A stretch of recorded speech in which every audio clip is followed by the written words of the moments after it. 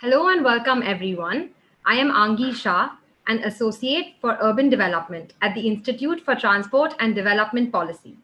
It is my pleasure to welcome all of you, senior officials, engineers, project management consultants, community partners, and all other stakeholders who have also tuned in on YouTube to the 5th online workshop of the India Cycles for Change Challenge.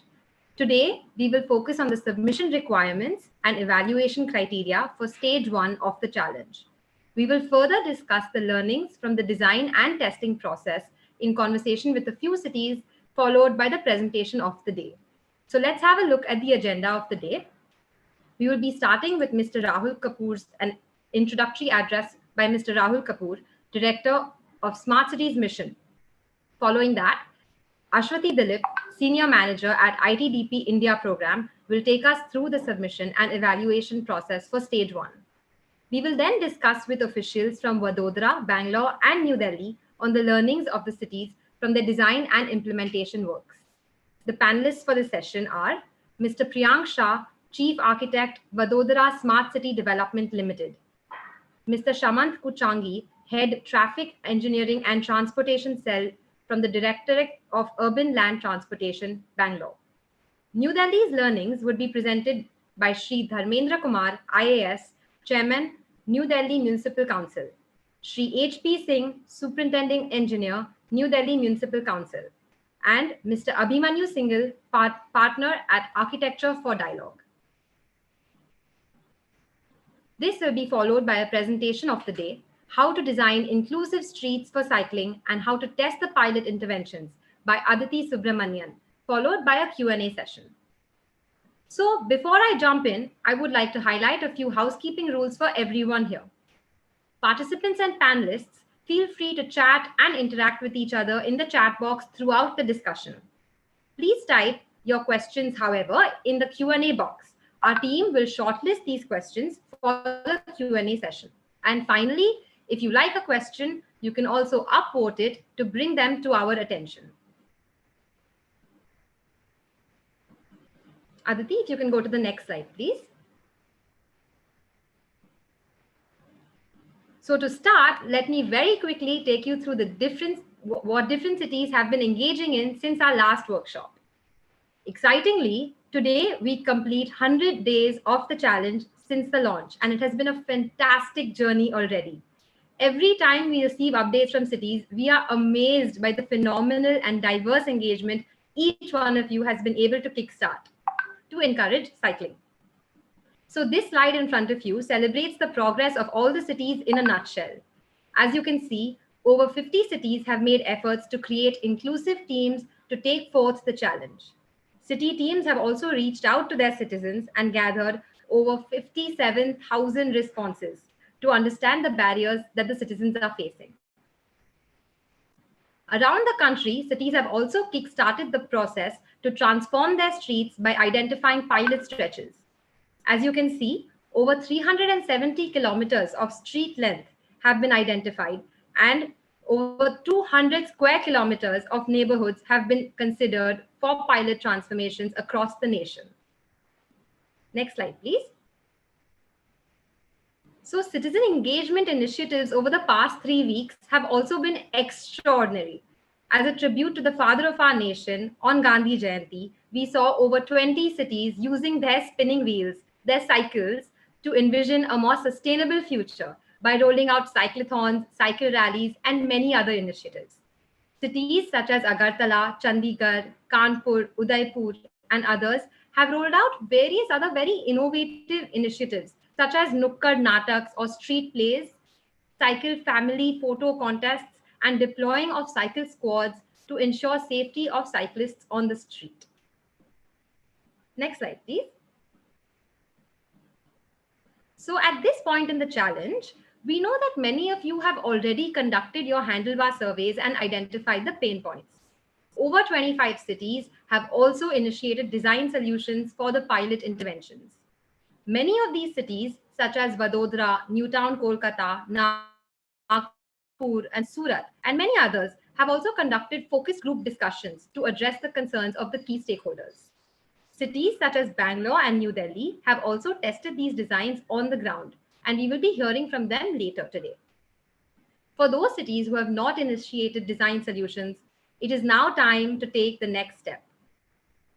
So, without any more delay, it is my pleasure to invite Mr. Rahul Kapoor, Director of Smart Cities Mission, to deliver the introductory address.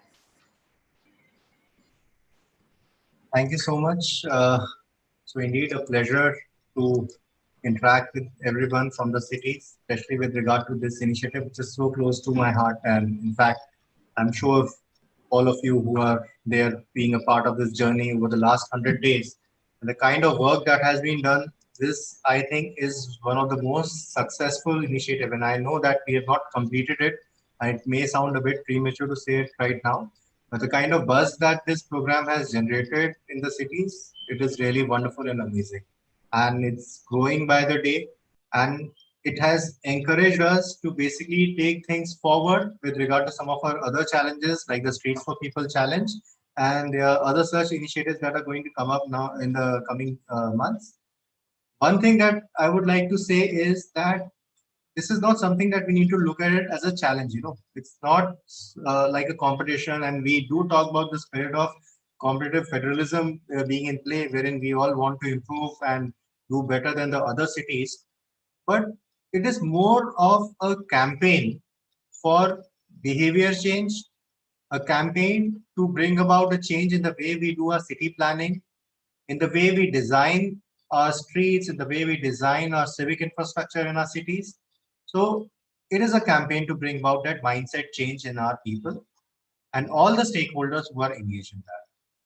I'm sure all the cities who are participating today in this challenge over the last 100 days have undergone that process. They've undergone that learning, that questions that used to intrigue all of us with regard to what is this active mobility all about? What is this non-motorized transport? And it's the buzzword which is happening all over the world. So does it ever happen in India?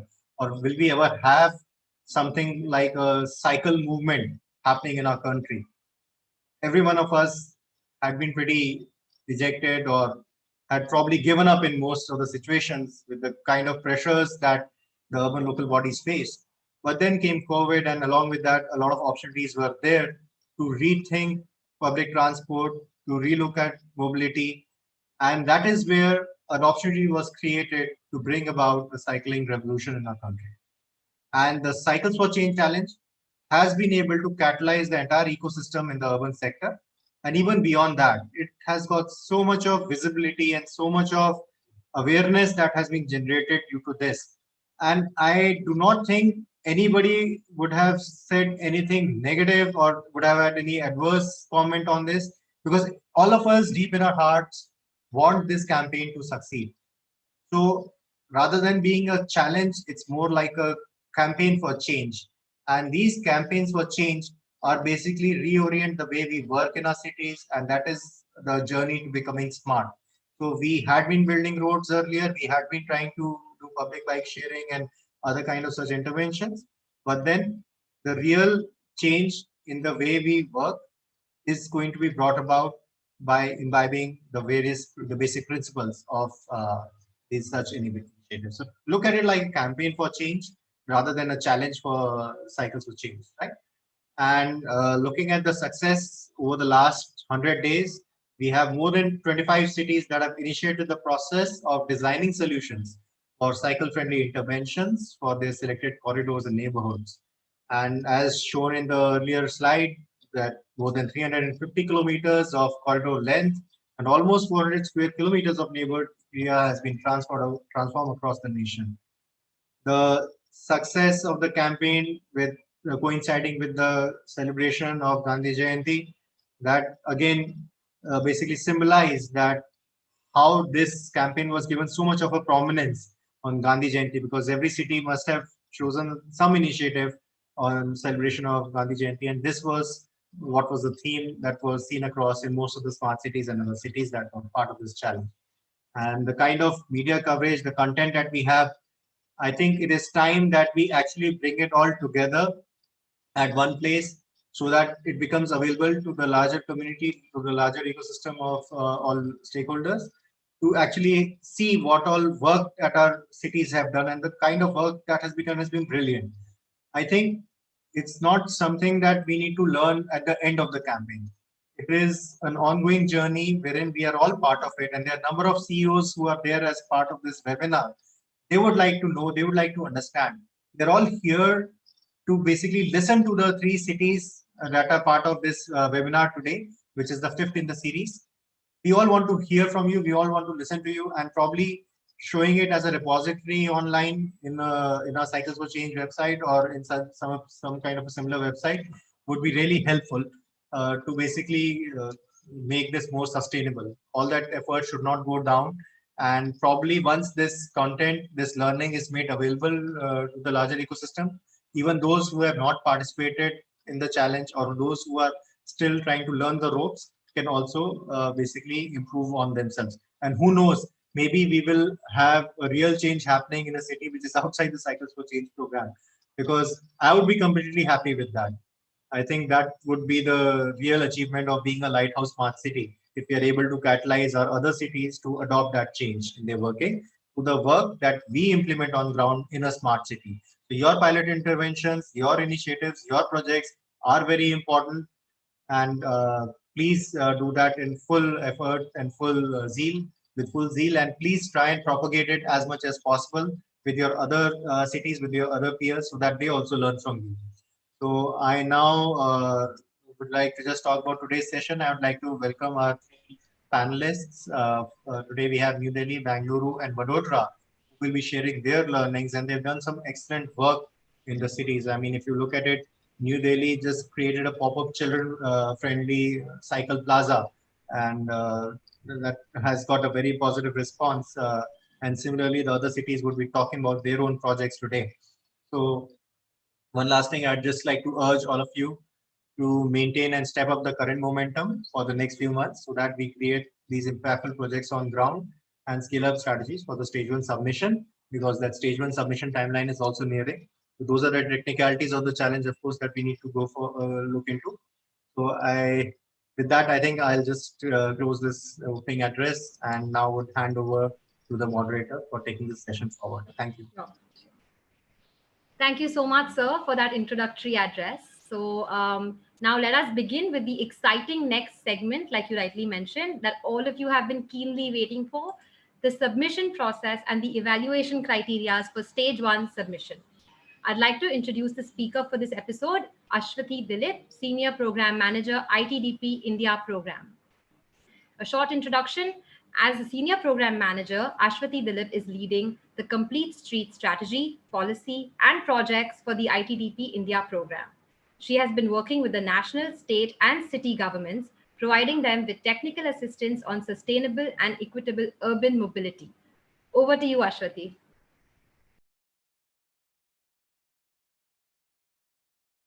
Ashwathi, you're on mute.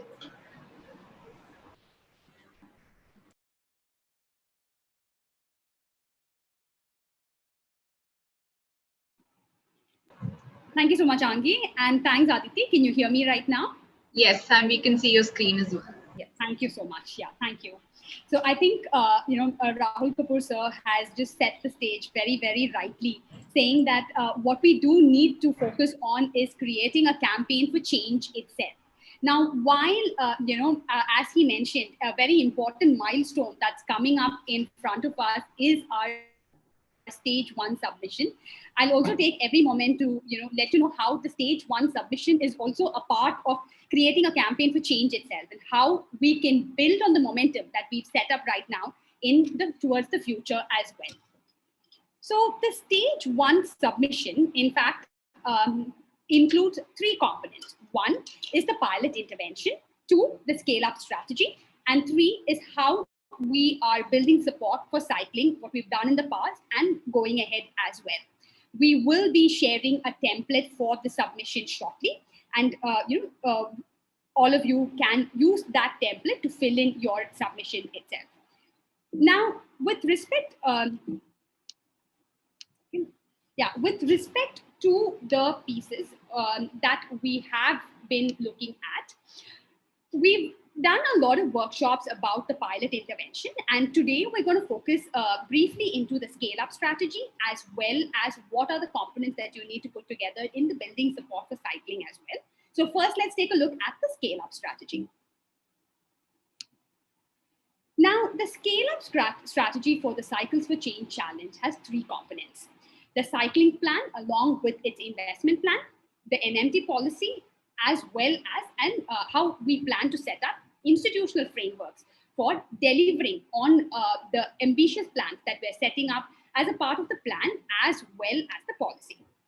Now, the cycling plan consists of, firstly, the city is coming up with a scale-up plan for their cycling initiatives. This can include ideas about how we plan to make the existing sites permanent, how we plan to expand the existing sites beyond the pilot corridor and the neighborhood, and how we're looking at additional sites to ensure that these pilots scale up across the city. As we create the scale-up plan, we encourage all the cities to ensure that this plan is co-created with all the different government agencies who need to come together for the successful implementation of the plan, and the citizens who are a very, very integral part of our process. And finally, very important piece is for the cities to come up with their funding sources and to come up with an investment plan, because the implementation of the scale-up cycling plan will depend on the strength of your investment plan. As the next step, we also encourage all cities to start their process of adopting a non-motorized transport policy. Like Rahul Kapoor sir said, while the challenge is the start to a long-term change, the adoption of the non-motorized transport plan will ensure that the momentum that has been built up as a part of the national challenges go ahead in the long term for all the cities to prioritize their cycling and walking infrastructure. So here again, we will be sharing a template with you. And the aim is to ensure that our cities develop a vision for walking and cycling in their cities, embed the process of testing, learning, and scaling up, and ensure that there is annual investment that's tied to the plan so that we can ensure that year on year, we build on the infrastructure that we are creating for promoting cycling. And finally, also to set up the right institutional framework, which can ensure the successful delivery of the policy and the plan. For the NMT policy, like I mentioned, we will share the policy template shortly. We encourage cities to modify the policy template that is shared by us, or if you already have a policy that you've adopted for promoting walking and cycling, we encourage you to make revisions to that policy in comparison to the template that is shared with you in conversation with the different government departments. And once there's alignment with all the different departments, we encourage all of you to share the policy for public consultation prior to the submission for stage 1. And finally, while we have the plan and the policy, it's very important for us to have the institutional setup or the institutional framework to ensure that we can successfully deliver on the plan and the policy. So we encourage cities to create two frameworks. One is the Apex Committee, which comprises of the decision makers who come together to ensure and oversee the NMT development in the city. Their roles would include the adoption of the NMT policy, approval of budgets, and monitoring of walking and cycling projects, and reviewing of designs. Secondly, while the decisions are all taken in the right direction, it's very important to have the capacity within the urban local body to successfully implement the projects itself, and we encourage you to create a non-motorized transport cell with urban designers, urban planners, and engineers from your urban local body. Here, the role of the NMT cell would include planning, designing, and implementing of cycling and walking projects, organizing stakeholder discussions, as well as communicating the benefits with the rest of the with the rest of the citizens as well.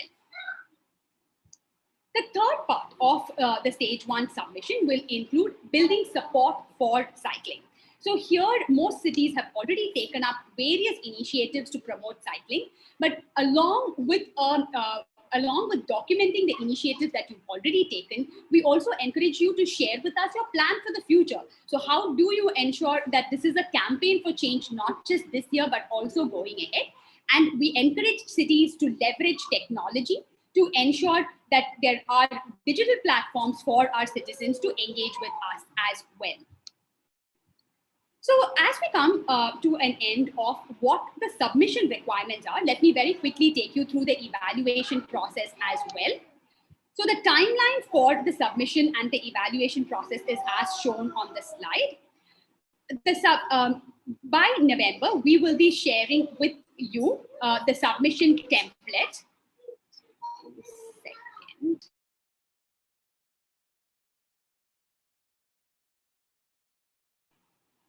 Yeah, so coming back to the timeline for submission and the evaluation process, we will be sharing with you the submission template by mid-November. We encourage all of you to submit the proposals by mid-December. The cities which are qualified, we will be sharing the qualification criteria shortly, and the cities that are qualified would present to the expert panel and peer cities, and 11 cities will be selected. There will be a virtual exhibition by mid or end January, which will showcase all the work that all of you have been doing.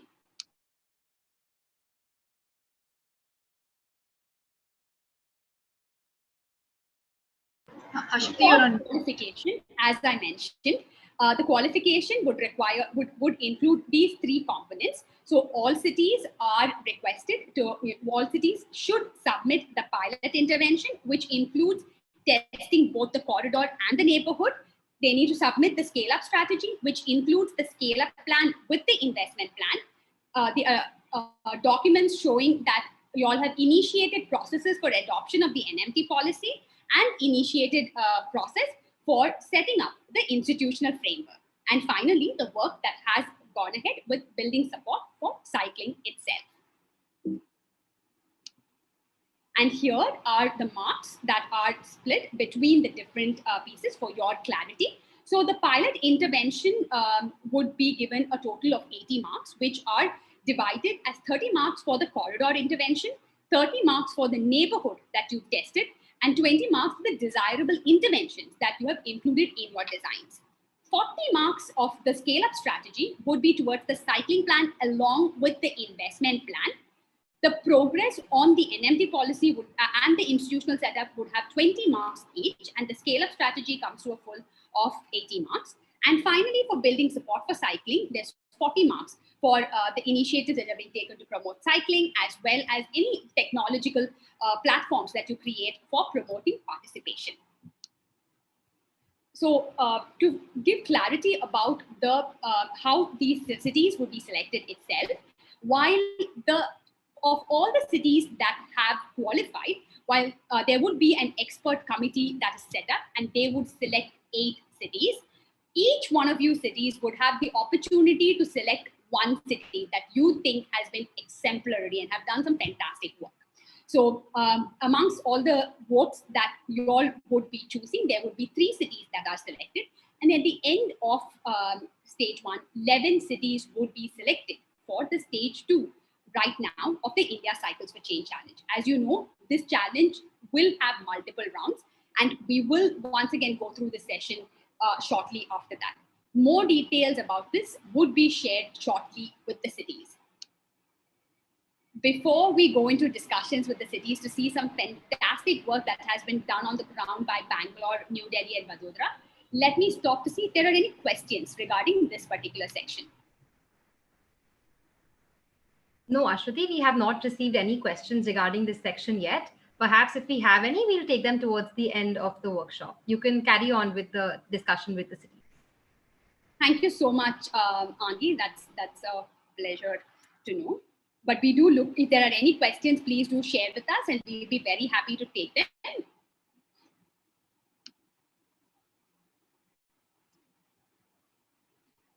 So I think, now we're actually moving on to the next segment, and it's been fantastic, like I said, to see the design and testing of cycle-friendly interventions on the ground. And as Rahul Kapoor sir and Anki had mentioned, we have on our panel officials from Vadodara, Bangalore, and New Delhi.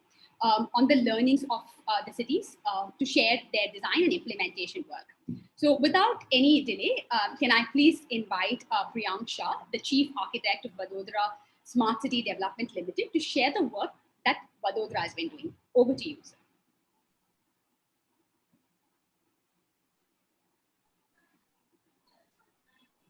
Can you all see my screen? Yes, we can. And am I audible? Yes, you are. Okay.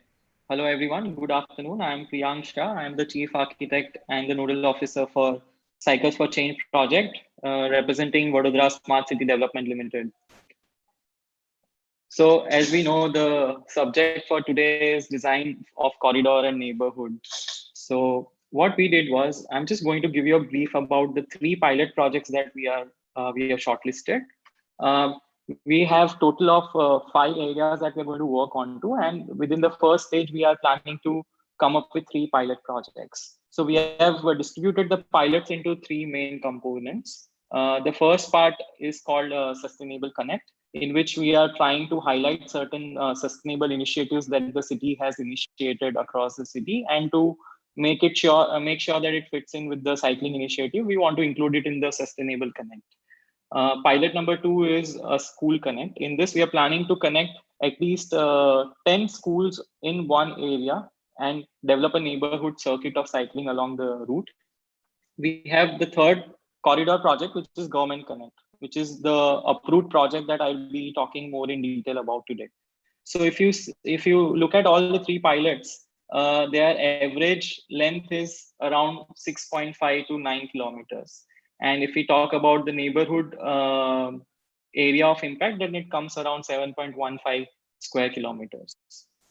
So these are some of the highlights in one slide about our design for corridor for solar park, which is under our Sustainable Connect. So we have a solar canal top, which was inaugurated by the then Secretary General Ban Ki-moon. So we have a dream to develop this as a part of a sustainable corridor. We are designing this neighborhood under the School Connect, in which the idea is to connect 10 schools in one neighborhood, so that there would be some traffic calming hours during the school hours, and the entire neighborhood and all the schools could be connected. An area of around 2.5 square kilometers within the proximity of one school is covered. And also we have made attempts to connect our pilot 1 with pilot 2. So if you look at in the map, the blue color is our pilot 1, and the red highlight is our neighborhood connection strategy. So we are also planning to connect our pilot projects within, together. Now, the project that I'm going to present extensively today is our corridor project, where we are calling it the Government Connect. So this project is basically located in the center of the city, and it has a mixed use kind of architectural elements in it. So we have MS University, which is an institutional setup. We have Sayaji Bagh, which is the biggest garden of the city. We have some hospitals, we have colleges, we have Police Bhavan, we have Narmada Bhavan, which is the government headquarters. We have Central Jail, and we have an exciting venue for outdoor activities called Navlakhi Ground, which is the largest outdoor venue. So this corridor makes a lot of impact as it is in the core of the city. And we were lucky to have a service road which was vacant and well shaded. So we had an idea of converting the service road into a cycle track. So I'm going to highlight our design interventions, especially in the traffic calming elements. So if you can see these before after elements of what the present state of the junctions and corridor is, and how we are going to transform it to make sure that these raised crossings and traffic islands and flow of cycles on the track is advanced by doing little design interventions. We are also trying to make sure our accident zones are provided with raised crossing for traffic to slow down and we are adding some signages and vortex mirror elements to it. We are also adding street light for the night cycling purposes. The best part about this zone is that because it's um, most of the buildings here are government buildings, usually night cycling doesn't have a lot of traffic in that area. We are trying to add bollards to restrict the motorized vehicle entry. We are designing traffic calming elements at the junctions and providing necessary signages to make sure the cycling is safe at the junctions. There are interesting trees in the middle of the service road, which we are converting into a cycle lane. So we are using those available elements and trees to convert it into bicycle parking. We are using the already available scrap with the Vadodara Municipal Corporation to convert it into furniture for cycle parking, signages, and seating areas along the cycle track. There was lack of markings and signages and proper lighting during the night time, so we are adding signages, lights, and landscape within the corridor. As you all know that Vadodara has average temperature from 35 degrees to 40 degrees, almost 7 to 8 months a year. So this will provide canopy and shade during the hot summer hours. We're also trying to add signages and lights for night cycling within this corridor. We are also trying to improve the safety and security by adding CCTV cameras and connecting it with the command and control center for prohibition of other motorized vehicles to enter the cycle track. There are a total of 5 junctions that we'll be redesigning, and there will be a total of 6 parking stands that we'll be providing along this corridor. We have a diverse team which is working with us. That includes government authorities, the traffic police officials, bicycling groups, architects, planners. Now the key learnings from this design process, especially in case of our pilot 1, is so we have identified 3 main learnings. So one is tackling the hot weather. So the idea is to promote morning and night cycling. As you all know that schools function during morning hours. So School Connect was an ideal way to include the kids into the cycling project. We are doing plantations along the cycle track, and we are requesting corporates to keep shower rooms so that if people are cycling to work, they can easily take shower and be more fresh and presentable in their corporate environment. Another thing we want to highlight is that the Vadodara Smart City Development Limited has decided to avoid any spending during this project. So we are trying to get help from the citizens and raise the funding that is involved in the pilot realization through CSR funding from our corporates. We are taking help from partner institutions and schools for our School Connect, and we are doing institutional tie-ups with the faculties, with the university to make sure that the project is funded and sustained through a collaborative method. We are doing retail of merchandises to make sure that there is certain funding available for us to generate certain revenue for our activities. We are utilizing the waste resources of VMC to make street furniture, which will be in turn used for cycle parking and other initiatives.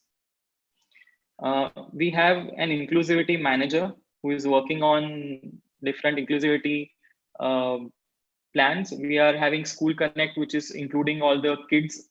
We have cycling, specialized curriculum for cycling. We have a cyclopreneur support program in which we are empowering the entrepreneurs who are on cycles to make sure we integrate them in the street. So just to highlight our School Connect strategy, we are working with 5 main points: plan, design, test, outreach, and incentivize. Now, talking about our scale-up plan plus innovative funding and inclusivity together, how are we doing it? So in our scale-up plan, we are planning to use Industry Connect. So Baroda has a lot of industrial zones So I'm just taking one. This is Makarpura Industrial Area, which has a total area of 12.7 square kilometer, and it has around 5 lanes. So what we are doing is we are tying up with corporates and using CSR funding. So people can say that, okay, why don't you adopt one junction and make some sculpture or artwork and do some landscaping and adopt that junction and make it yours so that you contribute to your city. And these industries have a lot of scrap with them. So you are utilizing that scrap to make sure that these junctions are resolved through a citizen participation, and they add value to the city in form of art, and it is easy to remember those junctions and areas. So on your right, there is a sculpture which is made using the tires of vehicles. So there is a kind of symbolic identity to the lanes and corridors. Again, we are trying to make sure that the cyclopreneurs, the people who are empowered using cycles, are taken into consideration and included into our scale up strategy. In terms of inclusivity, we are mapping all the cyclopreneurs across the city, identifying. So we have a team of students who will be working on this, architecture and design students, who are mapping and writing about advantages and disadvantages of having a cyclopreneur on the road, and developing a strategy of how to integrate them within the city environment and made useful into our Cycles4Change campaign. So this is a representation of cyclopreneur and how we'll be empowering them and promoting them using digital tools and using social media. We have a lot of support partners who would be helping us in from training to organizing events to the cycling clubs, to different schools, to institutions like the Department of Fine Arts will be helping us realize signages, or painting the roads, or creating campaign posters and awareness ideas with respect to making cycling friendly city of Vadodara. Thank you. That was my presentation. Thank you so much for sharing this interesting presentation. It's really interesting to see how, one, the way that you've looked at different pilots and how all of these pilots actually come together to create a larger network itself. That was quite interesting, and how you have such a fantastic diverse group, like varying from students to varying types of team members who are helping you in putting together this interesting plan. So, in your presentation, you had shared about the cyclopreneurs as well as the inclusivity manager, etc. So could you tell us, when you all did your handlebar survey, what are the kind of pain points that which were deal breakers that you identified that you've helped resolve with these solutions? So I'm just going to talk about the handlebar survey of the pilot that has been approved, which is the Government Connect. So the best part about this pilot was that it has a right mix of the city landmarks. So it has government places, it has corporate buildings, it has gardens, it has an institution, and it has recreational places for the citizens to hang out. So if we talk about the pain points and the feedback received from the diverse group of participants we had, one of the major thing was that we already had a service lane which was available to us, which was underutilized, and most of it was utilized for parking of cars and scooters, which were just temporary visitors to these buildings. So what we did was that we got in touch with these authorities of the buildings, that these parking spaces can be accommodated within their premises itself, and we should dedicate this lane as a proper cycling and pedestrian friendly lane. So if we talk about involving the diverse set and bringing together the pain points, then the biggest pain point was the climatic factor, and considering that whether people will use cycles during hot weathers. That was the biggest problem that we had. So fortunately, we have a lot of plantations and landscaping along this cycle track. So, and we are going to include some tree plantation programs along with this corridor so that they are enough shaded to promote cycling in hot weather. Sure. That's nice to know about these pieces. Also, when you all did go, so you did your handlebar survey, you identified these pain points, and you identified, for example, parking as an issue. And when you did go to the site, after your handlebar survey, as you were developing the designs, did you identify any components of the site that actually informed your design? So, for example, you mentioned about the service lane, but what about the edge of the service lane? Was a lack of activity a challenge, or what are some of the thoughts that came up when you went to the site and saw the site itself? And any observations that you would like to highlight? I think the biggest observation that we had with respect to service lane is the starting and the ending point.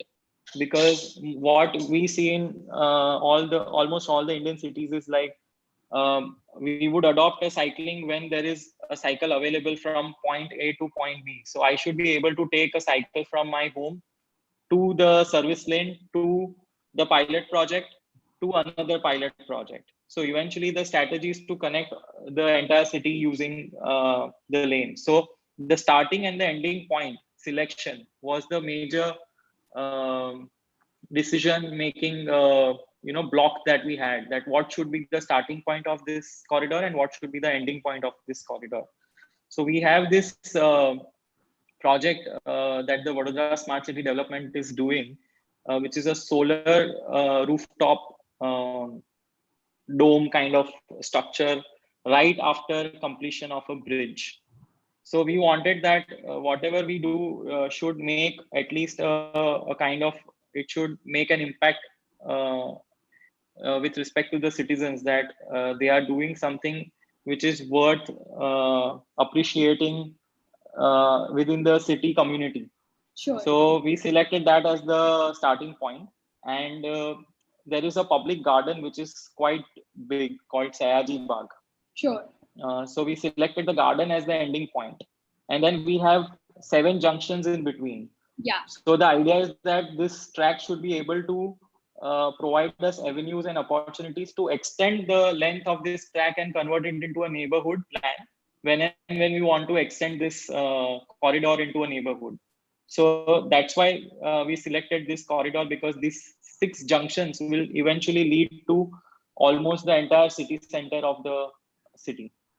That's it's very strategic and very interesting to know how your corridor is also well connected to the neighborhood. And I think that's a very, very, that's a very good point with the design that you have shared with us. And Priyank, one last question before we go into our next speaker.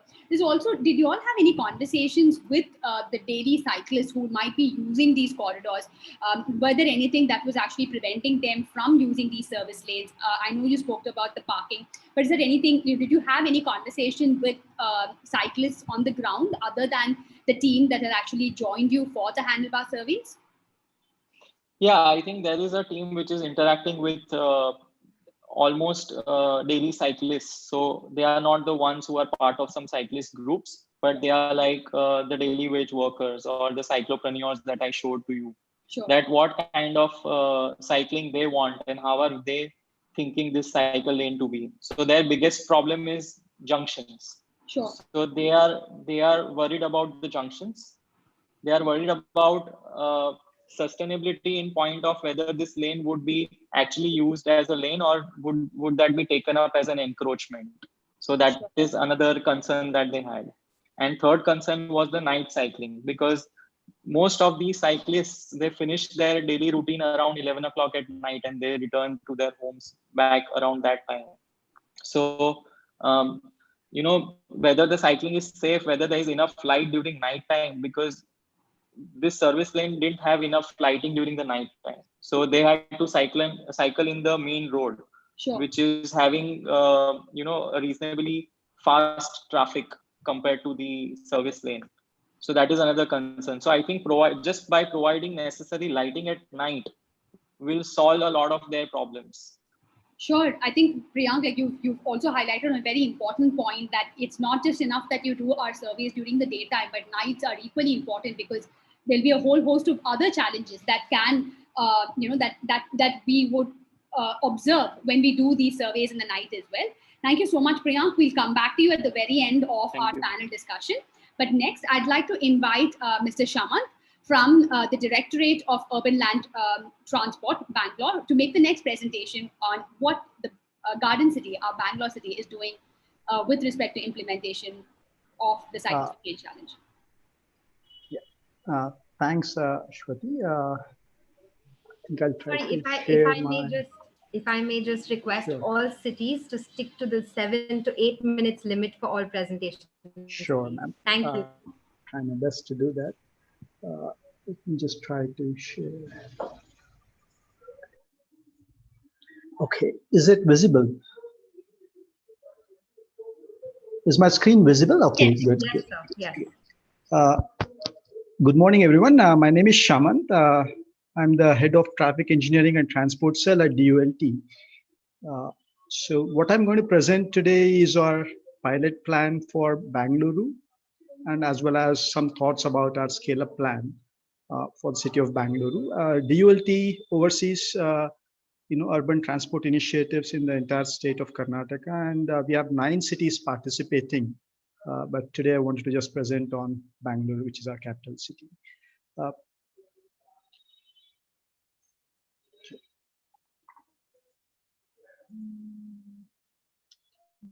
Okay, so coming to the cycling district, so we wanted to approach, a provision of cycle tracks not as a distributed entity, because the learning that we've always had is that there has to form a network, and it has to actually integrate with other transportation systems in the city, so that there's a greater use of the cycling tracks. So with that in mind, we started looking or calling something called a cycling districts. The district 1, which you see, is about roughly consists of 25 wards, and it's around 75 square kilometers. What we are taking up as a pilot project is what you see on the right edge. It's called the outer ring road, and it's also the IT corridor of the city. We have most of our IT parks, tech parks located here. The cycle tracks that we're planning is on both sides. So the stretch of the road is about 17 kilometers. So if we add up on 2 sides, it comes to around 34 kilometers.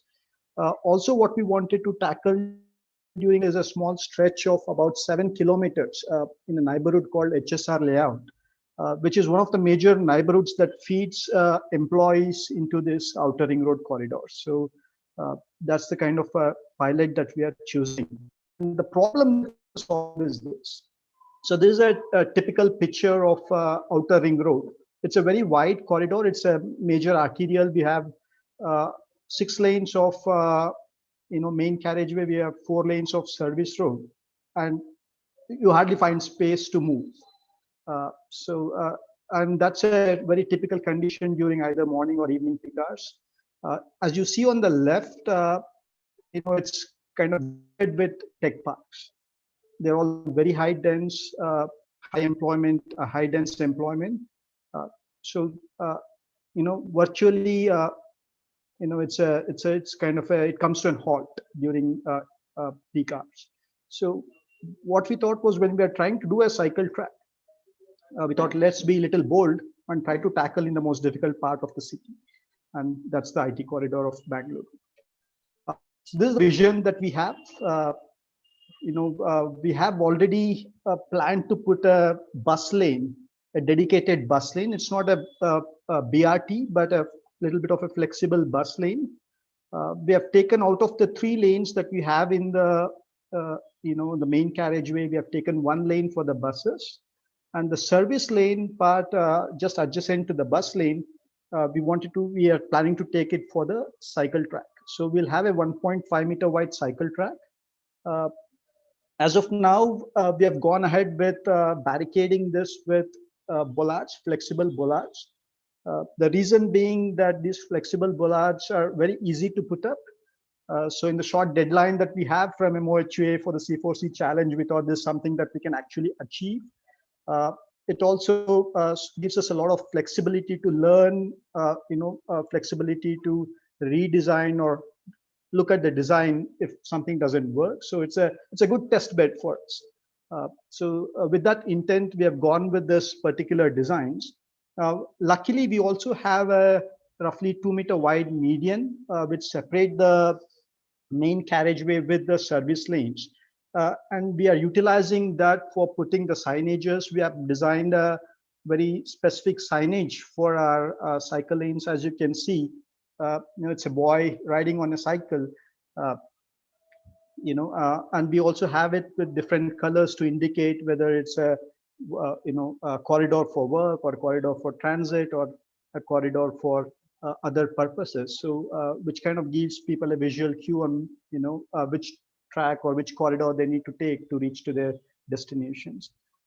We also have these cycle hubs placed at regular intervals or wherever we have land users, which requires them to actually park and access those land users. That's the kind of design we have approached. So this is just a typical cross section of our cycle track. In fact, out of the 34 kilometers, we were lucky enough to get about 20.6 kilometers of dedicated track. There were certain places where we could not, because the carriageway width becomes very narrow, and at least we had to have about 3.5 meters for the general purpose traffic to access. And also this corridor is going to have metro in the coming year. So we have also ensured that wherever the stations are going to come or the station work is going to happen, we sort of allow flexibility for that. So we have kept it as a shared track. So with all those future things in mind, we have come up with this plan. As the previous speaker spoke, junctions are the very critical link in all these things. So we have about 10 critical junctions where our cyclists have to traverse in this 17-kilometer corridor. So we have designed each of these 10 junctions with safe cycle crossings, along with improvement to pedestrian crossings. We have ensured that they get through and through movement, very dedicated two-way movement along the junctions. And wherever they don't have a physical segregation, we have ensured that it's well lit with cat eyes. So there's enough visual cue for other traffic to know that cyclists have the right of way at these junctions. And also we have ensured there's enough signage for the cyclists to know that they have the right of way. So that kind of a detailing has been done for all the 10 critical junctions in this corridor. And from there, we have also embarked on developing a overall plan for this district, which is one of the districts we are considering in the scale-up plan. There's not a complete picture; it's still a work in progress. But so far, we have identified about 157 kilometers of cycle track, and we have also sort of created a hierarchy of what we call as trunk feeder and neighborhood routes. Trunk routes are something that give us access to go longer distances, whereas feeders are mostly connecting, and neighborhoods are something that would cater to the neighborhood and which would be mostly of shared in nature. So that kind of a hierarchy of cycling network is something that we wish to see, and that's a plan in progress. The another district that we are trying to tackle is a central business district. Already we are lucky to have some very good footpath in our central district. We call as tender sure roads, which has now been spread around India, the tender sure specifications. So we're also retrofitting many of these roads with dedicated cycle tracks. And at these locations, we are targeting that it gets actually integrated along with the footpath, so that there's a more safety for the cyclists. And this is just a rough graphic of some work in progress, because certain places we could not wait until the entire plan is complete. It's always, implementation is always, what you say, a firefighting exercise. So as and when certain works are going on, we have to retrofit. We have been giving designs. We have been working with the contractors to see how we can actually get some of these things implemented while works are going on in these cycling districts. So, and not just that, but also looking, especially on the outer ring road, it's a long stretch of 17 kilometers. So we're looking at certain pause points. So especially we're trying to utilize the median space or the space under the flyovers, or there are certain large islands at few junctions that we can utilize. So we have created a very simple design with a seating, with some greenery, and we're also thinking about at a later stage to have a small kiosk where they can fill up water or they can fill in air to their cycles. So this kind of a smaller kiosk or pause points that also we are looking as a part of our design.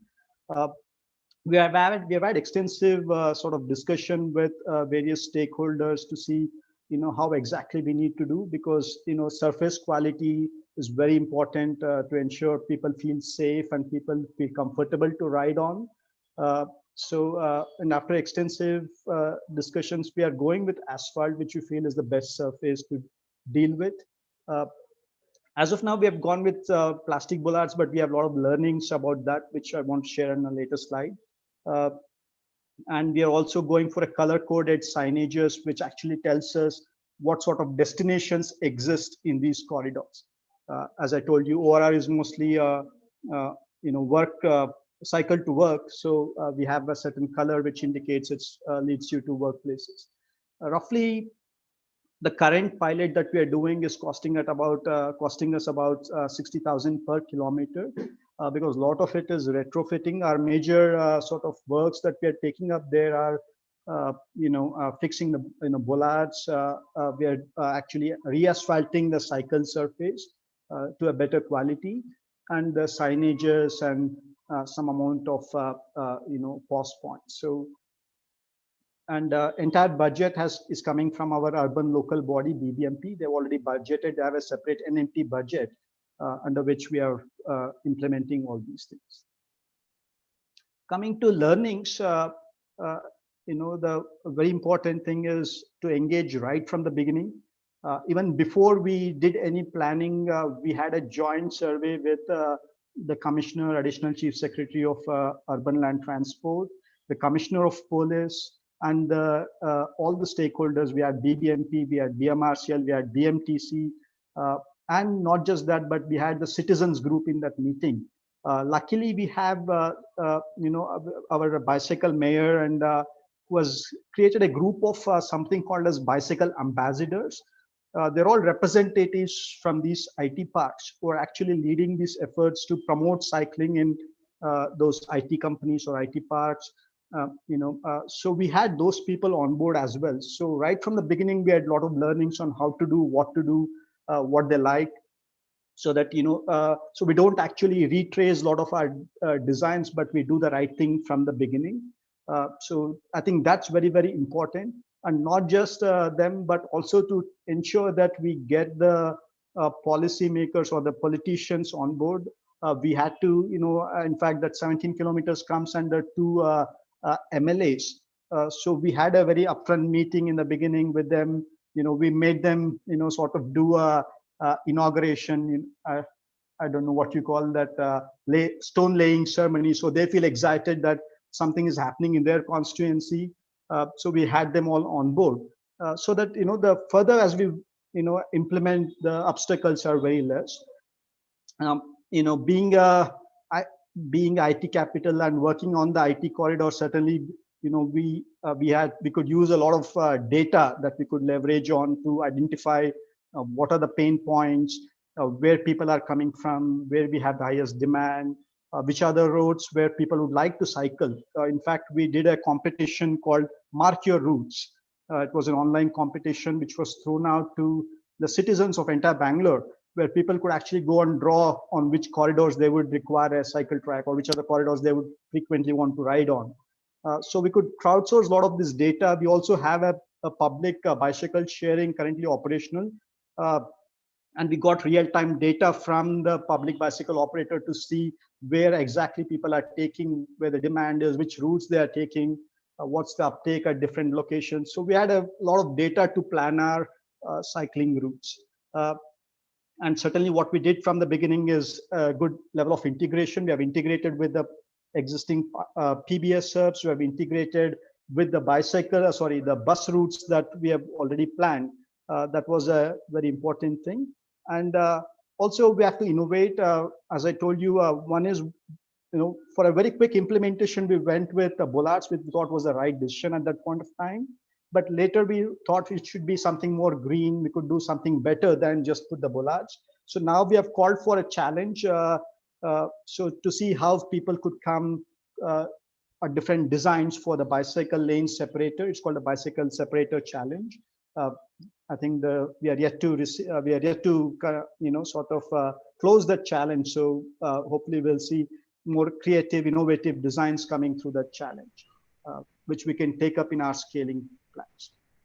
And this is just a slide on how we got data from. Inform you that we've already completed 8 minutes. Okay, sorry, ma'am. I'll just. Yeah, you could quickly wrap through it. It's all right. So basically, some things we have heard from the community. We're quite active on the social media. So as I told, bicep bollards, we want to do something better than bollards. We're also looking at how do we do contactless enforcement.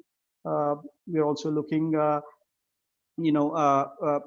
basically we are asking as many riders to test this, whether it's the ambassadors or it is the general users, and we are obtaining feedbacks from all of them and see how we can do much better. So that's what I have to say today. Thank you so much for the time. Thank you.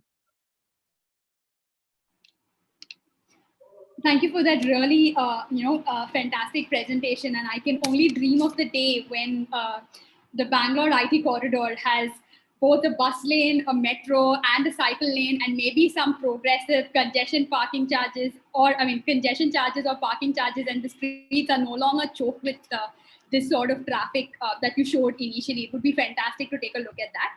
So, it was really nice to see some of the key points that you had mentioned.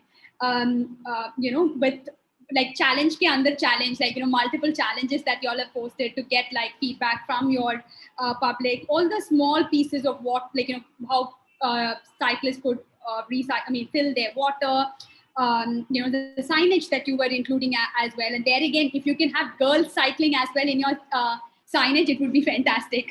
Just to say, because you said you had boys cycling in the signage. So just some observations. With respect, I'll keep my questions short because, we do need to move to the next speaker as well. But one thing that it was really nice to see the corridors that you have chosen up.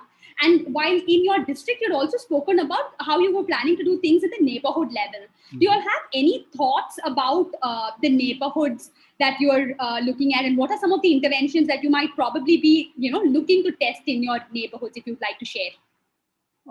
So certainly one neighborhood we are quite in an advanced stage of planning, as I showed in the initial slides, the HSR layout. We have actually looked at a few roads where we could secure dedicated lanes for cycles, especially by taking away space from parking. I'm also happy to share that very shortly we are going to notify a revised parking policy for Bangalore, which is quite stringent on street parking. We are going to have very little on street parking, which will be super expensive. Hopefully we'll free up much more space for sustainable users. And we have done that. So in HSR, we have taken away wherever possible these parking spaces, give dedicated. And there are quite an extensive network. I think about 7 kilometers is what we are planning with a dedicated, and about 15 or 16 kilometers we are planning of shared. So in the shared space, in the shared track, we are just looking at signages, traffic calming. It's quite a neighborhood place. So we don't want to do over intervention as well. We don't want neighbors to come and complain that there are too many things happening in their neighborhood roads. So we're just being sensitive to that and seeing what minimal we have to do to make cyclists safe in those roads. But hopefully we'll have little more learnings when we start implementing that. Sure, definitely. And one another question, since you shared, pictures with streets actually teeming with traffic, did you all have to take any interventions to ensure that these lanes are not encroached or used by two-wheelers? Yes, ma'am. One is, I think at quite frequent intervals, we have recommended for, CCTV cameras. That has already been funded now by our Bangalore Traffic Police. So they're budgeted for all the cameras. We have also written, and some pilot was done where we wanted even the buses also to have a front camera so that it captures any, hopefully, I don't know if I have to reveal, but we may do a challenge for that as well to see if we can bring an innovation in that. So yes, we're looking at multiple ways to do that. And so already we have things like Eyes on the App challenge with the traffic police, which is quite successful in Bangalore. We hope to see, and we have written to police that it has to be enforced. First thing is it has to be notified that it's a cycle track so that it can be enforced, and there are specific fines for violations. That is the first thing that is to be done. And I think once we do, people can actually report violations through this public eye app to the police, and that's also a way of enforcement that we plan to proceed with. Sure. So it's very interesting to see how you're also leveraging technology. And for all of those who are interested in seeing a video of the pop-up lane in Bangalore, there is a link that's been shared in the chat box. Please feel free to use that link and see what they've done. With no ado, let me invite New Delhi's team to present on the cycle implementation or cycle pilots that they've tested for NDMC. Over to you. Thank you. Just give me a second to share my screen. I think I brought up.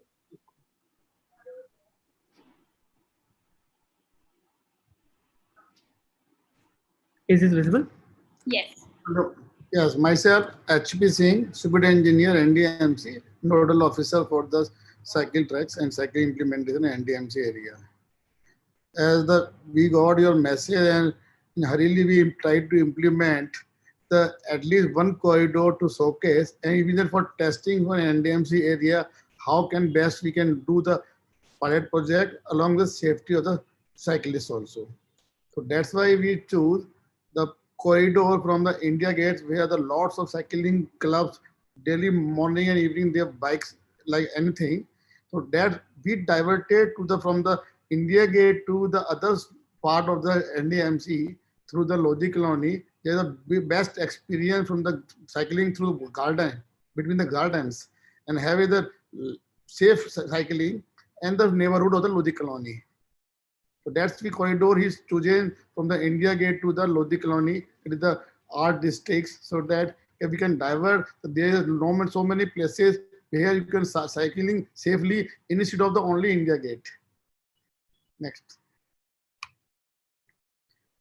That's why we are choosing the cycling and nearby, because the NDMC has already implemented public bike sharing system and about 500 smart bicycle already in place at the 50 locations. So we choosing the route where the nearby cycle stand already existed, so that we can swap the cycle and join the cycling tracks. So as you can see here in the route, there are existing previous stations marked. We chose over 5 of them and connected our corridor through low traffic neighborhood streets. Connecting these stations, we also set up a couple of temporary PBS stations just to see how the uptake is during the pilot. You see the area of the Lodi Garden track. This is the old bicycle track, more than 30-year-olds, but nobody is using these tracks. So we revamped this track by making the good feeling, the cycling inside the city and from the jungle, and with the lots of creatives. Next. So as part of the interventions framework, we used a 3-point safety, convenience, and experience framework to not just ensure safety and convenience for cyclists through traffic calming measures and say cycle parking, but also ensure a delightful experience for them to be able to incentivize uptake. And therefore, the interventions that we were planning were according to this framework. And also, just to add to that, when you look at the safety, convenience, and experience, and once you bring it together, you can see the different overlaps. I'm sorry, you'll have to come a bit closer so that we can hear you. Yeah.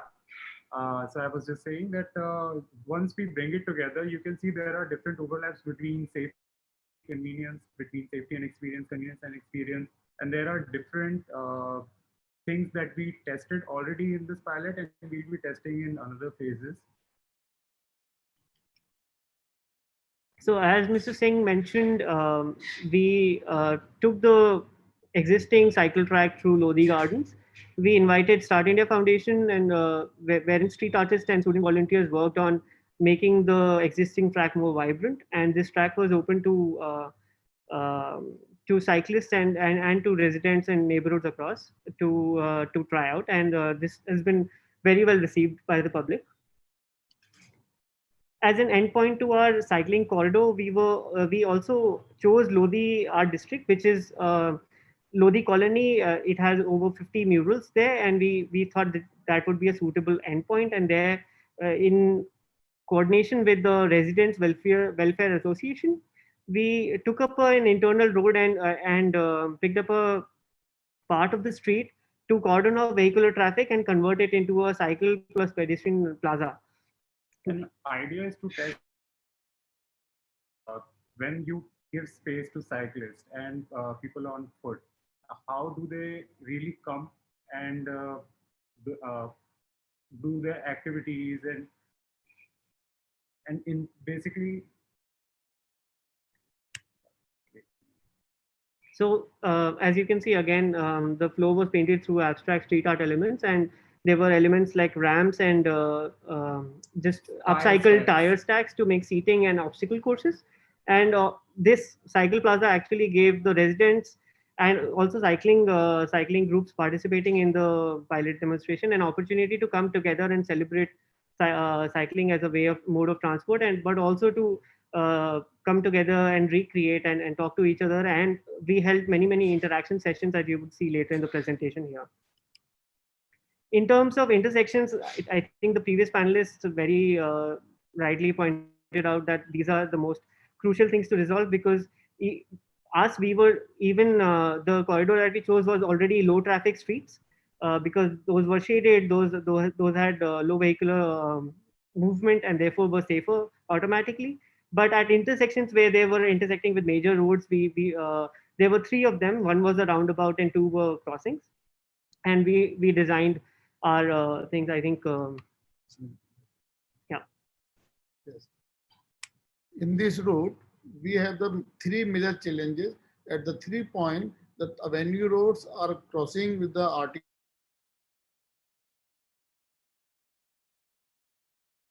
At least we see first how the traffic move around, because we observe at this location, particular location, where we have made a cycling track. This area is being used only a parking area. There ample space is available for the bus you are using and traffic. That's why we make the cycling track dedicatedly, and we are using a spring bollard, so that if they will not be collapse or not another damage once any vehicle overruns. So that's why by making the cycle track around the roundabout in NDMC, we observe the parking of the street also reduced, because the parking never we can fulfill any urban city complete requirement. We have to restrict the water parking needed. So that's why if cycle track with the bollards dedicated, reduce the on-surface parking also. Next. These are some designs that were used to retrofit existing intersections. As you can see here, there wasn't any civil work that was involved. In the pilot demonstration, as Mr. Singh said, the carriageway was ample, and therefore we could cordon off the perimeter to create a green colored cycle track all over with spring bollards. Also, the image that you see on the right is the design drawing for one of the crossings that we designed.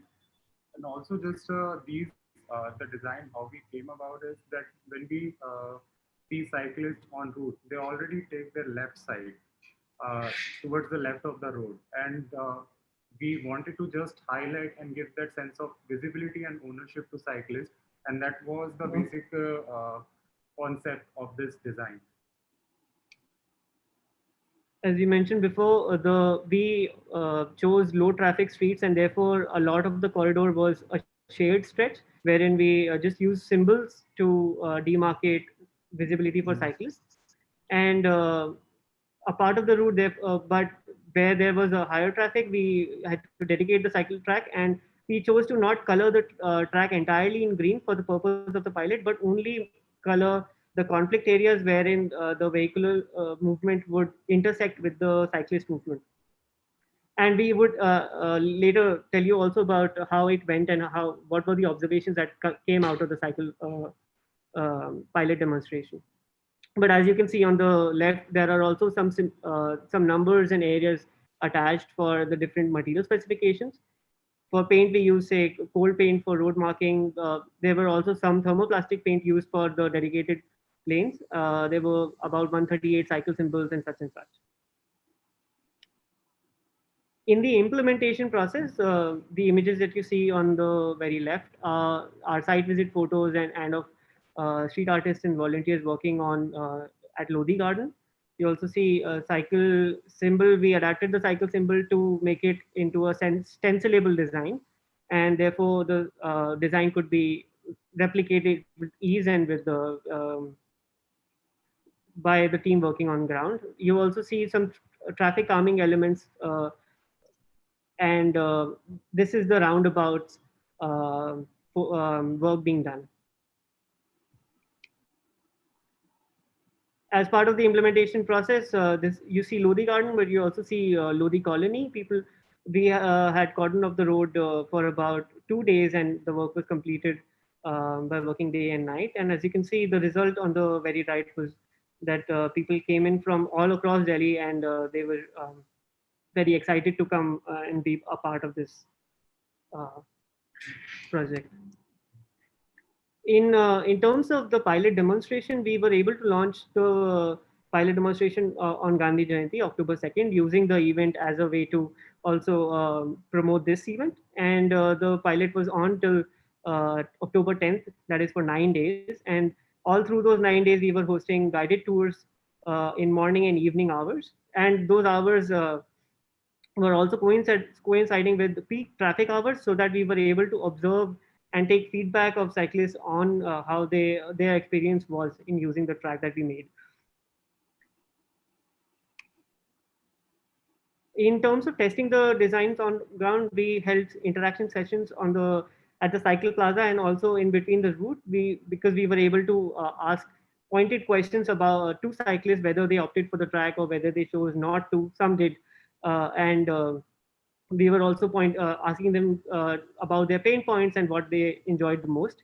And at the end of the track, there was a posted board wherein they could both point out good things and things that could be improved upon.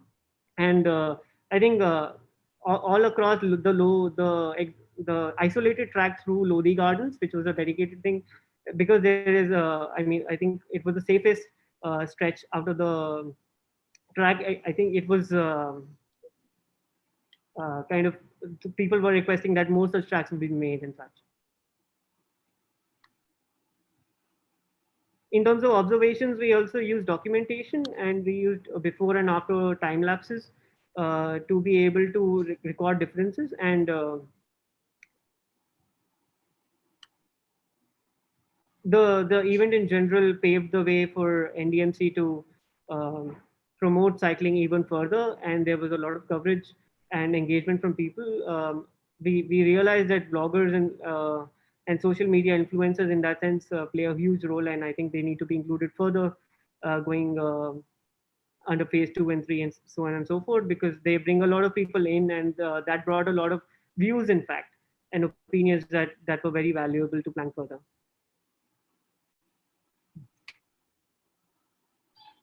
In terms of cyclist demands, people said that such tracks should be made as permanent features and not just pilot demonstrations. It would give citizens motivation.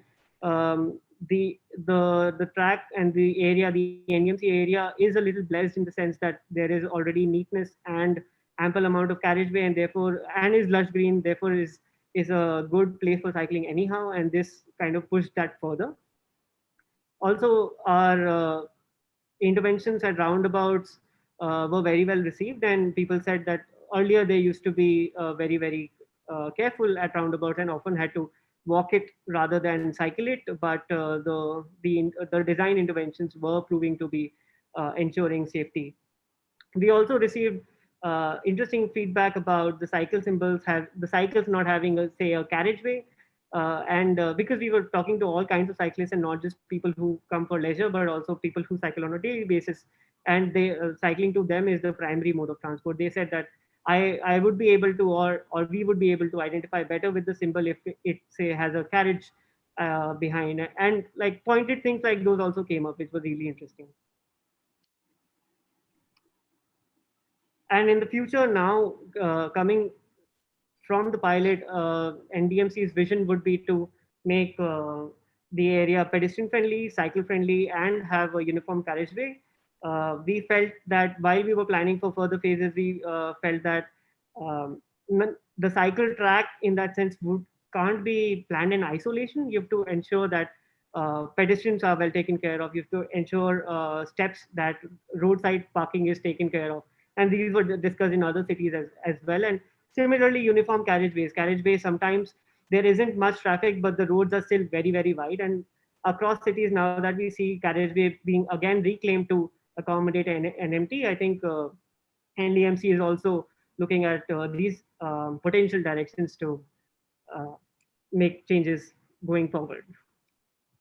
As part of the phase 2 route map, we are also, so this is the phase 1, the track that you see in yellow, and this was connecting around 7 neighborhoods in the NDMC area to create a corridor. But going forward, we are also looking to connect these neighborhoods to government offices. And NDMC area in that sense is a lot many government colonies and government offices, and therefore the plan is to connect homes to offices through a track which is around 10 to 12 kilometers. And this would, now we are also exploring more permanent kind of interventions wherein we can accommodate civil work and have a longer timeline and a larger plan.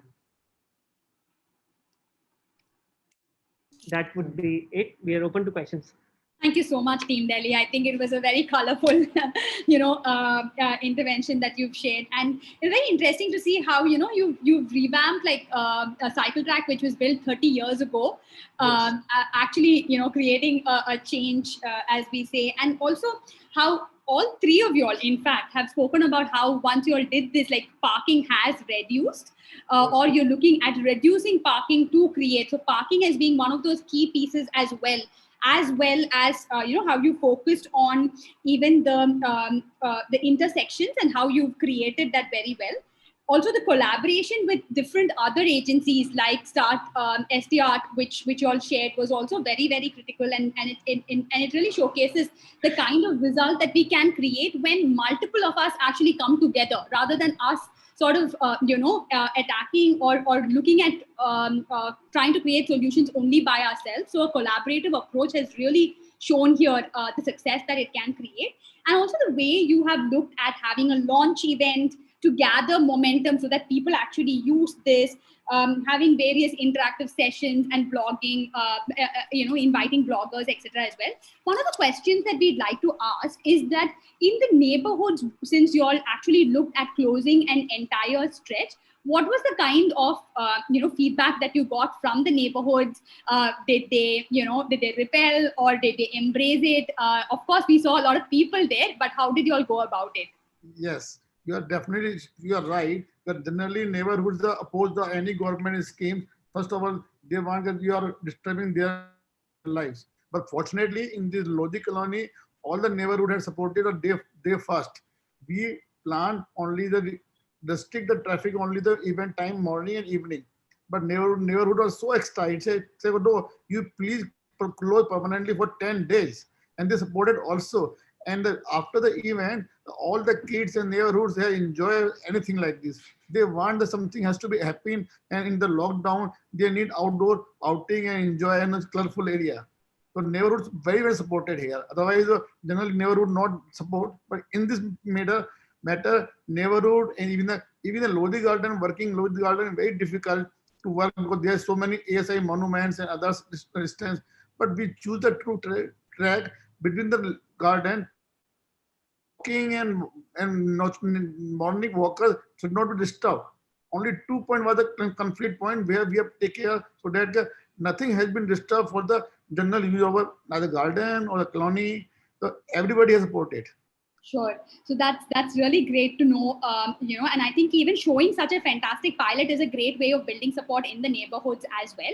And number two, something that we'd like to ask is that, since you do have the cycle tracks along the curb side, was there any conflicts with buses while buses came? What did you all do at bus stops? How did you all have any conflicts or? Yes, no, yes, you are right, definitely right. For these, we have 2-3 days. We personally visited the site and observed which path was following by the bus. So we always see the access area from the bus route is always being used by the only parking area. So that we choose that area only. We are not disturbed path. One more is important. Anything as the previous speaker also has said, both the speakers. Okay, we have to intersection reduce the traffic, vehicular traffic by providing the tabletop or even raise the speed breakers. So here, because time was so short, so we provided the rumble strip speed calming device in all the road where the heavy traffic approach. So that they have to forcefully slow down the traffic speed so that the cyclist is there. Or this is the only behavior change we have to percolate in the idea in the every vehicle, because whenever they go and build a cycle track in the roundabout, the speed has to slow down. That is the main feedback and intake from this all pilots. So that whenever we do the intersection and roundabout, we have to do the speed slowing down calming device must. Sure. That is the main. Sure. Thank you so much, sir. Actually, we wanted to have a couple of questions between, all of you all as well, but we're running really late. But we've had some really inspiring presentations from the cities, from Delhi, Bangalore, and Vadodara. So what, I'm going to do is sort of wrap up this particular session. So some few key takeaways from this particular discussion was that, first of all, essentials are very, very important. So, for example, intersections are very critical, and we must embrace that in order to make cycling safe in our cities. Through all of these presentations, it was very clear that engagement with the communities through focus group discussions, surveys are very critical for the success of the design. Small things like what does commuter cyclists actually relate with as the cycle symbol, as Delhi had pointed out. So engagement is very, very critical. All speakers spoke about how traffic calming is very essential to ensure that our streets become safe for cycling. All of them also showed how it's very important for us to work with a diverse set of stakeholders, and how that has really encouraged, or how that has really shaped the quality of the end product that they have. And so I would encourage all of you all to use the CSO database to identify designers, college students, artists, or any other support for preparing technological apps, etc. that you should really embrace. Of course, follow, test, learn, and scale. This has been very clear even in discussions where every particular test has given some revelations to each of these teams. Get early feedback from the community, which is very, very successful for scaling up. And apart from achieving the right design, our interventions also need to be attractive, and we should look at all ways in which we can ensure personal safety as well. So with this, let me wrap up, and Angi, over to you. Thank you so much, Ashwati. So before we continue, we'd just like to launch a poll to get a sense check from the audience, whether everyone's okay to stay back for another 15 minutes so that we can have an interactive Q&A session with our panelists themselves.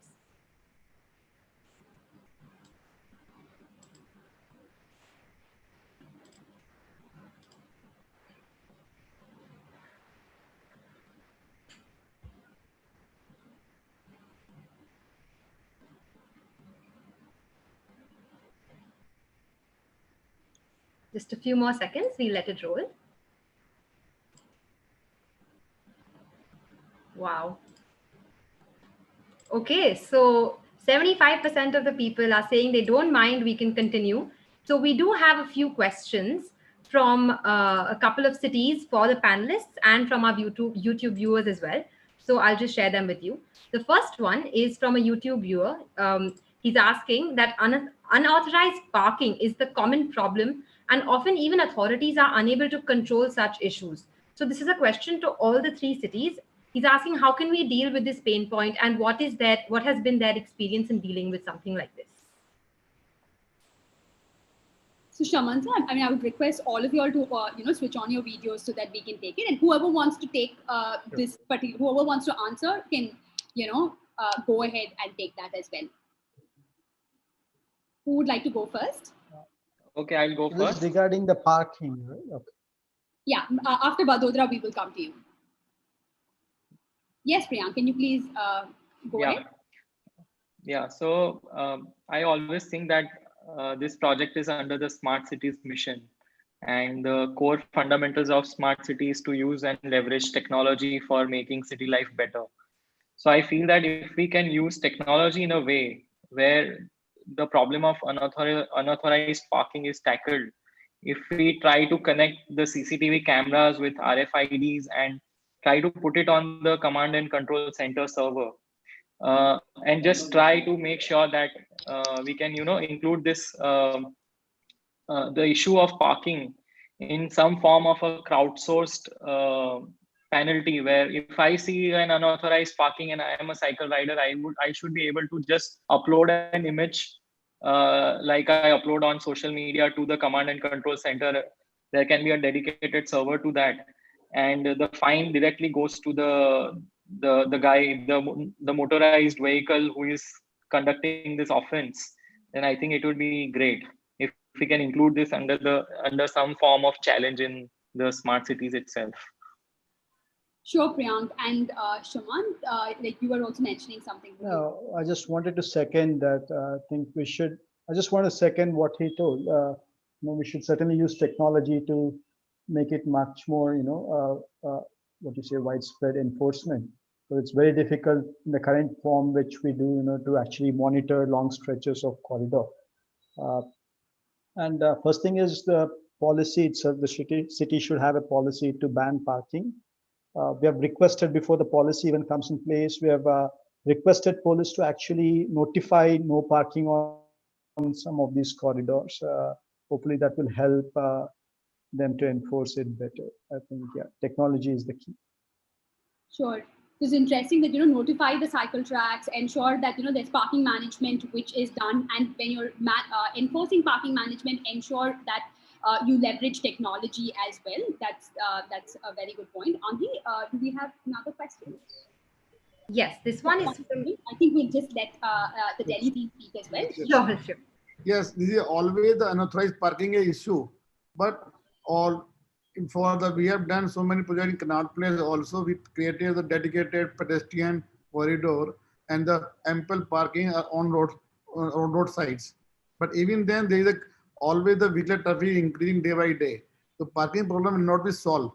Only the enforcement and technology intervention is the only solution, no doubt. Otherwise, so we cannot leave the area only the traffic police. The NDMC has already put their own cranes and the bus and the CCTV so that they enforce to avoid on-site parking and tow away.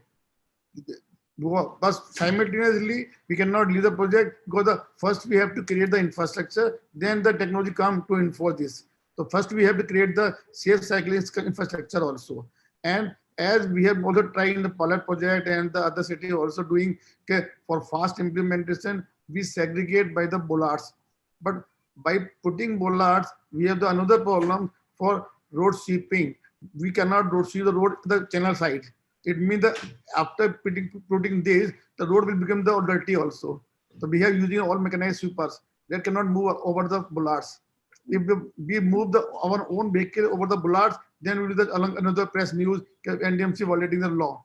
So this means we have to create a dedicated race level difference bicycle corridor for longer sustainability and implementation.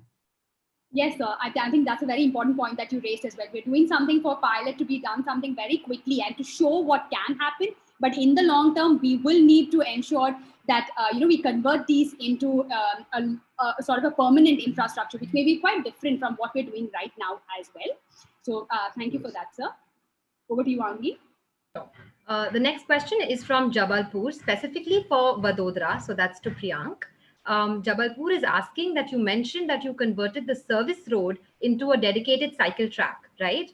So how do the commercial properties which lie on the service road sort of gain access to the main road? Are there any thoughts given to that? Yeah. So in my presentation, I've shown you that most of the area is under public utilities. So there is a police bhavan, there is a jail, there is a huge public garden, there is a public recreational garden along the side of the service road. Actually, there's a good story behind this, that this road was supposed to be used for widening across the city. But because the name of the city itself comes from banyan tree, Vadodara, the name itself is retrieved from the tree of Vad, which is banyan tree. So there are a lot of banyan trees lying on this road. So the then commissioner, along with the team of some experts, decided that we will not widen the road by chopping off the trees, but what we'll do is we'll retain the trees in the center and we'll widen the road so there would be a service road next to it. So this happened before 5 years, and I was also a part of the team member when these decisions were taken. So what happened was the service road was underutilized, and it was just a makeshift arrangement to comply with the rule of road widening. And fortunately, through the medium of Cycles for Change, we got an opportunity to make this road utilized in form of a cycle track. So actually, it's something like a rule which is being, used as a makeshift way to convert into something which turned into an opportunity in our favor. So that's fantastic, Priyank, to see how, first of all, how the banyan trees were saved, which is very, very essential, and it would be very convenient and comfortable actually for all the cyclists as well as pedestrians to walk in that space, and how that service lane has been used well. And here maybe I'd like to also, turn to, because you've also, sort of redesigned service lanes, right? Like in Bangalore. And instead of having the service lane, instead of having the cycle lane next to the curb, you've actually chosen to keep the cycle lane next to the median.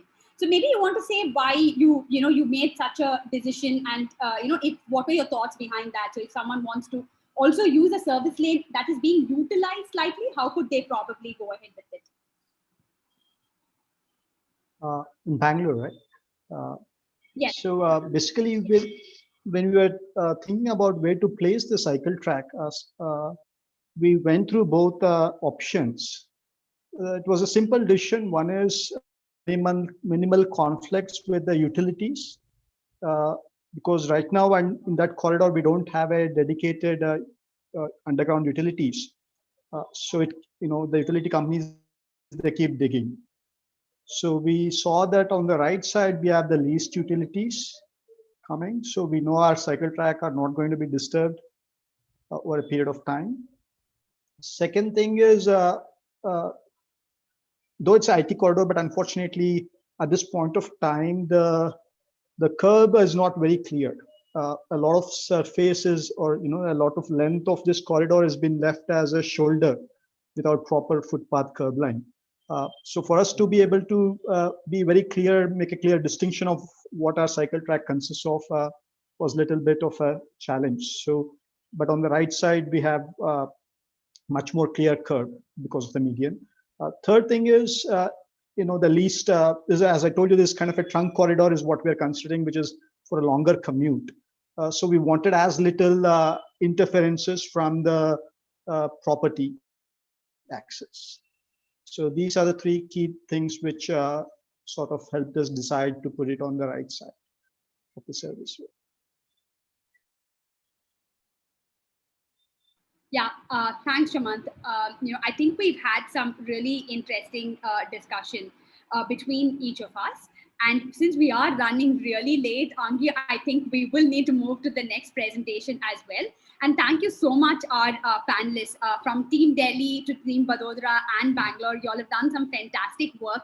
And all of you all have also kind of touched upon what your expansion strategies are as well. And we look forward to those scale-up strategies in the future as well. So wishing you all the best. Back to you, Angi. Thank you. Thank you.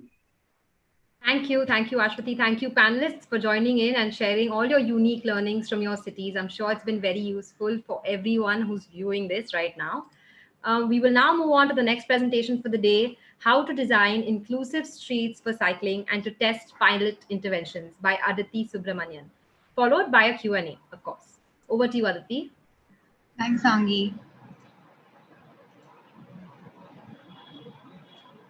Is it visible? Yes, Aditi, we can see your screen. And we can So as we begin this presentation on your next steps to design and implement, I would just like to ask, show a few pictures and ask your opinion. And the first would be, would you feel safe? Would you or women or children that you know feel safe cycling along this street? Or what would you actually think about this one, an isolated street during the daytime? Do you think this street is safe for children? Something that's hidden with parking and is not really visible? Or even a street like this, which has some antisocial activities? And if your answer has been no, then let's speak about it. Because in the last few months, as cycling has been increasing across the country and as women and children have taken to cycling, we've also been hearing stories of how women and children find the streets unsafe and have actually reported harassment. It is up to us to ensure the personal security and the safety of women and children while cycling. So how do we actually go about this process? So the first thing that you need to do is to identify the pain points that actually affect personal security. And while many of you have already conducted the handlebar survey, we request you to go back on your pilot routes with women and children cyclists during the morning and night to identify the pain points. These could be poor lighting or inactive streets that are empty and isolated. They could also be streets that primarily, attract men and predominantly have male-dominated activities or antisocial activities. You could also identify streets that have very poor visibility for cyclists due to continuous parking itself. And after identifying these locations, here are a few short and long-term strategies that you could employ to basically make all your streets safer and more attractive for women and children. So the first thing that needs to be done is to improve the street lighting. You have to ensure that all the users are visible and they all feel safe while walking in the street during the night time. The second would be to reorganize existing activities such as vending. Vendors are often looked at as encroachments or obstructions, but they play a very important role in the street design process. They are important because they act as eyes on the street, they help to monitor the activities throughout the day, and they actually ensure that the space is lively. You can also designate spaces for women vendors. Next, you can introduce family-friendly activities. So here you can see how Arunachal Pradesh actually have they have street libraries that encourage all children to come out during the day. You can also introduce play elements through very temporary measures and temporary materials that actually attract children to come out during the daytime and to use the space. You could have open street gyms for the communities. This is a picture from Pune. And of course, colorful street furniture and seating, which actually allow people to enjoy the space and to linger around here. And as you do all of this, be careful to conduct awareness camps and cycling programs through this, to get the opinions of all of them. So the next thing that, that I would like to emphasize on is to engage with stakeholders throughout the entire process to basically understand what are the local organizations and what are women and children actually thinking about the cycling. So as you refine your design and actually consider these points, here is something big that we want to announce. The launch of the design workbook. The design workbook will have details, standards, and other images that will help you to further refine your design. Part 1 of it will have the cycling basics. We will speak about the pilot essentials, that is the segregated cycle lane and the safe intersections. We will also talk about cycle infrastructure elements, which would be things like signages and lighting. And we will also tell you how to address your parking. Here's a sneak peek into this, which we will be sending out today. And there will be further phases of this, including the implementation and further elements about design that will also go out. So once you refine your design and have it complete, you need to keep your community in the loop and inform citizens about it. We encourage you to publish all the conceptual design. So here is something that Bangalore has done. Publish it in the newspapers. Tell all your citizens how the designs are going to look like so that you can garner their support. You can also put up posters around the city in the pilot neighborhood and in the corridor and at other prime locations. Also contact your CSO database to inform them about it. We will be sharing templates and guides for this shortly. So once your design is complete, here comes the exciting part of actually testing the designs on the ground. And while we will be sharing a detailed process, I just want to run through 3 important steps that you must keep in mind. The first is to demarcate the area that needs to be redesigned and to actually mark out the space that you need to reclaim from the carriageway. The second thing is to use temporary materials like maybe traffic cones or some barricades and conduct a trial run and basically observe how your users, motorists and cyclists are reacting to your intervention. And once you observe their behavior, you can revise the design and then use paint, you can use bollards to further implement it on ground so that everyone can use it. Some things to keep in mind, which some of the panelists have already mentioned upon, is that you should implement during the night so that there's no disruption to the traffic. But an important stakeholder to involve in this process would be the traffic police so that they can actually regulate and help you with the traffic regulation. Involve the community and volunteers so that they're through the entire design and implementation process and that you can gather their support. Plan the implementation in phases and inform all relevant stakeholders in advance. And finally, implement it and make sure that you take it and make it permanent in the end. So similarly, like how Delhi had done and had actually kicked off their pilot through a launch event, we would just like to remind you to create a buzz around your intervention so that you can get more communities, more stakeholders to actually use it and get participation from all of them. And you can host a variety of activities that we will also be, telling you about further in some detailed guides as well. And finally, measure the impact, understand if your pilot interventions have had a positive impact from the community and understand what they are all thinking. To that, we come to an end of this section. By workshop 6, we look forward to seeing you refine your designs, testing the pilots on the ground, and initiating work towards the scale-up cycling plan and the NMT policy.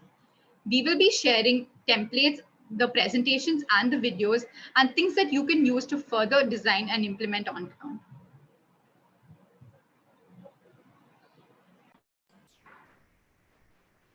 Thank you so much for that, Aditi. If I may request Ashwati to put on her camera, we have a few questions, quick questions on the scale-up strategy and submission guidelines that we shared earlier. And we can quickly take them before we close the session. Yes, Anki, I am here. I switched on my video. I don't know why it's not showing, but let's go ahead with the, All right. Okay, no worries. So the first question is from Anand Voleti. What is the limitation on the length of the corridor and area of the neighborhood for the submission of stage 1? Yeah, as we had mentioned in our previous workshop, the length of the corridor, we're encouraging cities to test out for a length of 5 kilometers, and and for the neighborhood, we're encouraging cities to test within about 3 to 5 square kilometers. We've not given a particular corridor length for neighborhoods because we do know that neighborhood streets may be much more narrower. You may not be able to do segregated cycle lanes, which may not even be necessary because there may not be such fast moving traffic or such high quantum of traffic on those streets. So some very important traffic calming elements at certain in sections of the neighborhood would be enough. And hence, this is what we've mentioned, and it's also a part of our of the presentations that we've shared previously as well. Sure. Thank you. Thank you so much for that. The next question and the last one for today is from Ms. Dattasmita. She's asking that what if a city could not make up the cycle track or the pilot stretch in the given timelines that we have mentioned for stage 1? So would that city automatically be assumed to be out of the challenge? So I think, as a part of this particular challenge, there's been tremendous momentum that cities, many cities, like more than 50 cities, have sort of kickstarted. Now, certain cities may be able to move things and do things very quickly, but certain cities may take time. Now, of course, the stage 1 submission for the first round of the India Cycles for Change Challenge is in December. And at the end of Jan, there will be 11 cities that are shortlisted. But we encourage each of you to keep going, because we will have the next round of cities that we will be shortlisting soon. So even if you didn't make it through the cut right now, keep the momentum going and keep working on this, because we will soon come up with the next round where the next set of 11 cities will be shortlisted. And we wish you all the luck, and we encourage you to both try to ensure that you complete all the work before stage 1, and if not, for the next round. Awesome. Okay. Thank you so much. So this brings us to the end of our Q&A session as well. May I now request you, Ashwati, to introduce the Mobilize Virtual Summit to the audience, please? Thank you. Sure.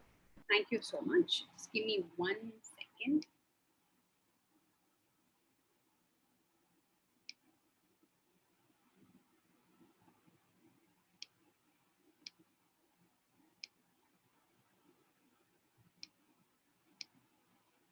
So as we come to the close of the 5th workshop, I'd like to just invite all of you to an international summit called Mobilize. And it's a very, very important point for us right now, because we, for the first time, are going to feature our Cycles for Change challenge at an international platform. This is a summit which brings together urban practitioners from across the world with really some of the best academic researchers as well. So here we have a few sessions which are focused on India. So we would have a session which is focusing on the challenges. We will have a plenary between Kunal Kumar IAS, who is the Joint Secretary of the Smart Cities Mission, and Shreya Gadepalli, who is the South Asia Program Lead for ITDP India. And we will also we're very, very proud to share that one of our Indian cities has won the Sustainable Transport Award. And Pune, the winner of this award, would be put in focus, where all their interventions would be shared with all of you. It's a fantastic experience, an opportunity for you to learn about what Pune has done, which has led them to winning the STA Sustainable Transport Award. And at the same time, it's a great opportunity where you can see our cities and the work that we're all doing together showcased on an international platform. We will be sharing further details in the Telegram and WhatsApp channel. We look forward to seeing you for the summit next week. Thank you so much. And as we wrap